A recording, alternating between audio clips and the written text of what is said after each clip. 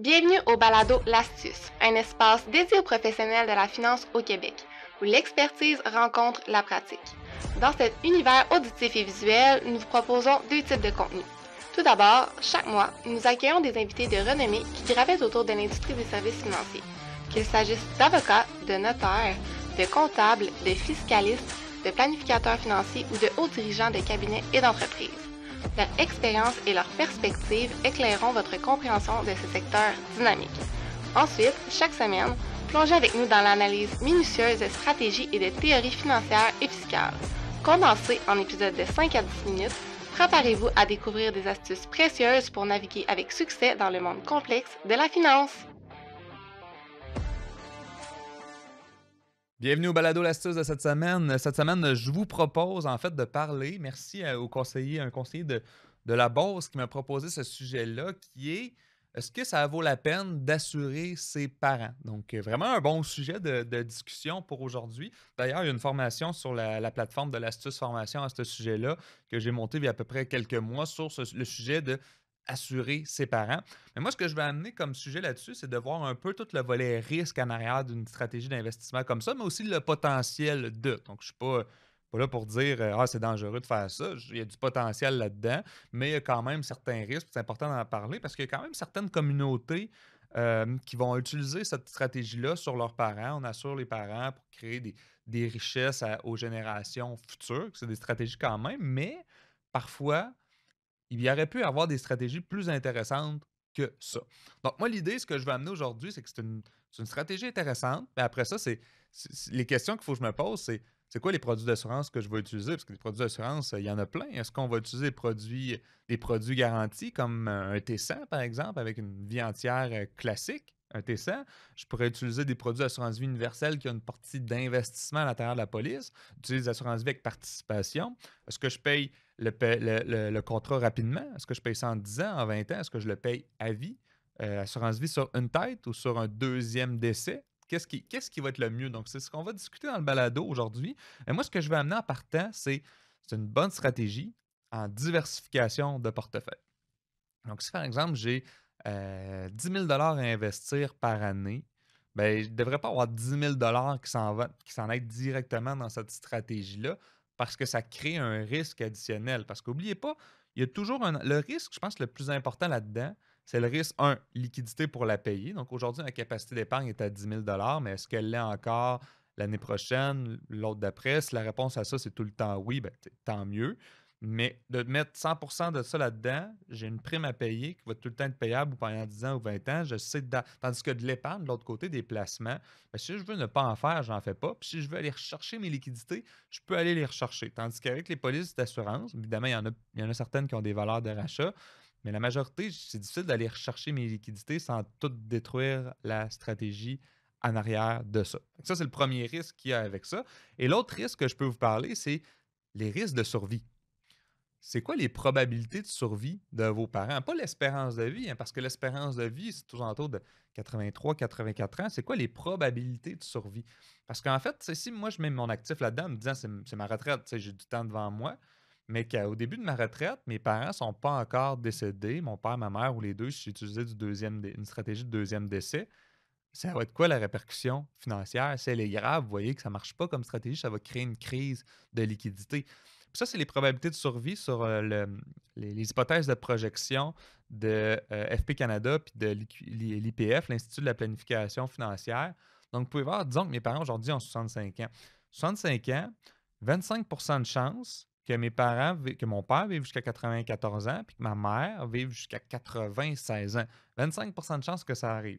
Je vais vous dire, si vos parents vivent jusqu'à 96 ans, ça va diminuer la rentabilité de la stratégie 1, si on regarde le rendement, parce que moi, je vais vous conseiller de faire ça en faisant cette stratégie-là, de regarder c'est quoi le rendement alternatif si j'investis dans mon CELI ou dans mon non enregistré. Il faut que je compare les deux parce que, évidemment, un investissement dans un CELI vaut plus cher qu'un investissement dans un non enregistré. Et bien, si je regarde même plus loin, il y a 50 de chance que mes parents vivent jusqu'à mon père 89 ans et ma mère 91 ans. Fait que ça, c'est quand même élevé. Donc, en fait, je devrais calculer ma rentabilité jusqu'à 90, 91, 92 pour voir si ça vaut vraiment la peine. Parce qu'il y a 50 de chance que ça l'arrive. Donc, c'est quand même important.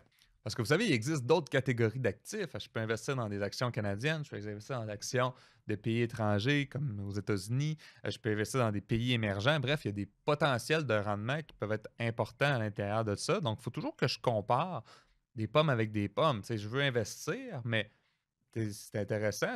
Oui, l'assurance vie, ça va être intéressant si les parents décèdent rapidement. Pas le fun, mais intéressant financièrement. Là. Il y a tout ce volet morbidité, ça aussi dans cette stratégie-là qu'il faut garder en ligne de compte. Il y a des gens qui ne voudront jamais assurer leurs parents juste à cause de ce volet-là.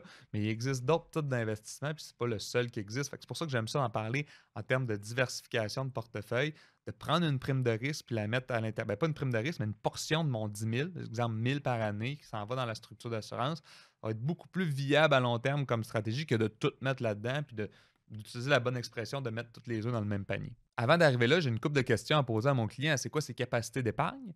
Est-ce qu'il y a d'autres épargnes? Est-ce que son REER, son CELI est maximisé? Est-ce qu'il est déjà rendu à des placements non enregistrés? Y a-t-il des dettes? Parce qu'avec des dettes, si j'ai des dettes à 8-9%, peut-être ça va être intéressant de clairer les dettes avant de commencer à faire ce genre d'investissement-là. Mes parents ont-ils des assurances actuellement? Parce que si, exemple, mes parents ont des assurances et ils n'ont pas de besoin, au lieu de reprendre un nouveau contrat, je vais peut-être prendre la propriété de ce contrat-là puis continuer à le payer. La rentabilité devrait être probablement plus intéressante. Puis toute autre question qui peut être pertinente à ce niveau-là, est-ce qu'on a fait un plan de retraite? Parce que moi, ce que je ferais, c'est un plan de retraite en fonction d'une entrée de fonds, disons, à 92 ans de ma mère. Donc, si dans mon plan de retraite, à un moment donné, ça m'amène à ça, à exemple, à 68 ans, puis j'ai pas assez de liquidité d'ici là, ça marche pas. Ça marche pas, ça va créer une crise de liquidité à l'intérieur d'un plan de retraite. Donc, inévitablement, si on fait cette stratégie-là, c'est important de la plugger avec un plan de retraite. Donc, moi, en fait, après ça, comme stratégie, ce que je veux voir, c'est bon, on va choisir les produits. Donc, je peux utiliser du T100 en utilisant un T100 payable au premier décès de mon père, de ma mère, d'un deuxième décès. Parce que le deuxième décès, ce qui va être intéressant, c'est que ça va diminuer mon coût d'assurance. Mais évidemment, ça augmente le risque de longévité. C'est pour ça que ça coûte moins cher, parce que pour l'assureur, lui, de son côté, ben, il faut qu'il y ait deux personnes qui meurent pour qu'il paye. Donc, ça devient quand même intéressant de son côté. Et là, l'idée, c'est de voir c'est quoi le rendement alternatif. Ici, vous voyez, j'ai investi 4 836 à vie dans une structure. Donc, j'ai un taux d'imposition de 25 mais là, je calcule. Mais pourquoi j'ai utilisé 25 c'est que, il y en a qui disent, ah, mais ton taux marginal d'imposition, il devrait être plus élevé que 25 c'est que je prends pour acquis que là-dedans, il y a peut-être un peu de revenu d'intérêt, du gain en capital, du dividende. Fait que je me dis, un taux moyen, tu sais, un taux 25, ça risque d'être intéressant selon le type de revenu que mes placements auraient pu générer. Donc, mais vous voyez, en termes de non enregistré, si on vit jusqu'à 92 ans, 5,37 qu'il faut que j'obtienne comme rendement. Donc, ça, c'est garanti parce que c'est un T100. Fait que c'est ça, c'est les vrais rendements.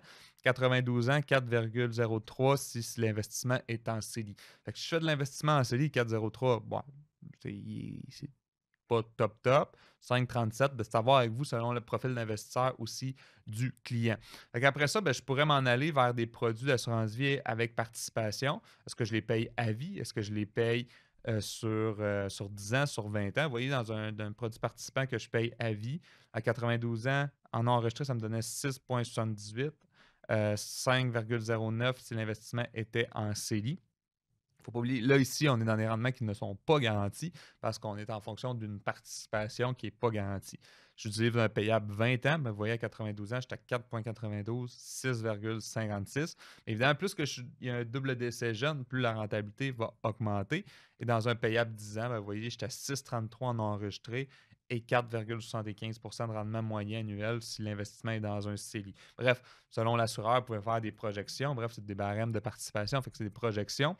C'est pour ça que j'aime ça utiliser une diversification de portefeuille. On monte les projections, c'est ce qui est expecté avec ce genre d'investissement-là, mais est-ce que c'est ça qu'on va obtenir? On ne le sait pas, mais si on n'obtient pas ça, c'est un peu comme si on avait investi dans un fonds de technologie puis que ça n'avait pas donné le rendement qu'on voulait. On n'a pas tout mis dans le fonds de technologie. Fait que l'idée ici, c'est de garder ça en tête, c'est que c'est une bonne stratégie qui peut être intéressante pour certains investisseurs, mais en diversification de portefeuille. C'est ce qui complète le balado d'aujourd'hui sur le fait d'assurer ses parents. J'espère que ça vous a plu et nous, on se dit à un prochain balado.